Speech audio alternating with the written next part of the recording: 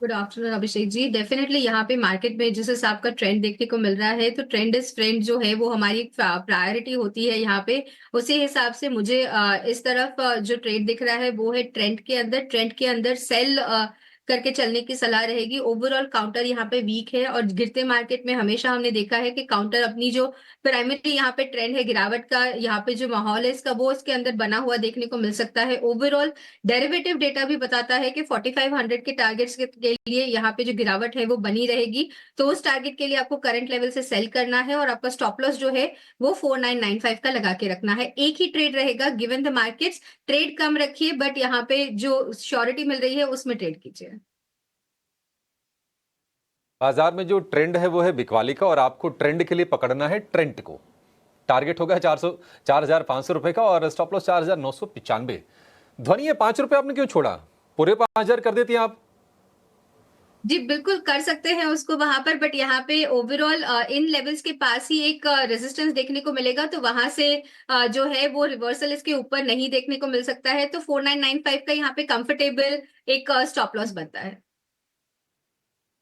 हाँ ठीक है। ये एक ही शेयर है ध्वनि की तरफ से, कन्विक्शन यहीं पर है, इसलिए आपको एक सेल साइड की ट्रेड बाजार में ध्वनि सुझा रही हैं। श्रीकांत जी नमस्कार, आप बताइए, आपके पास भी सेल आइडियाज हैं या फिर कुछ कॉन्ट्रा बाय करेंगे आप? नहीं, बिल्कुल। इनफैक्ट जब मार्केट करेक्ट हो चुका है तो कुछ कॉन्ट्रा बेट्स भी लेने चाहिए इस मार्केट्स में, क्योंकि मार्केट ऐसे ही वॉलेटाइल रहेगा, एक रेंज के अंदर ट्रेड करते हुए नजर आएगा। वेरी फर्स्ट, अगर मुझे इस पर्टिकुलर मार्केट में कोई अगर लॉन्ग का ट्रेड अगर लेना है, कोई कॉन्ट्रा खरीदारी अगर करनी है, तो मैं खरीदूंगा जुबिलेंट फूड्स को। हमें लगता है कि टेक्निकली, फंडामेंटली दोनों बेसिस पे अगर आप देखें तो काफी अच्छे लेवल्स पे स्टॉक आ चुका है।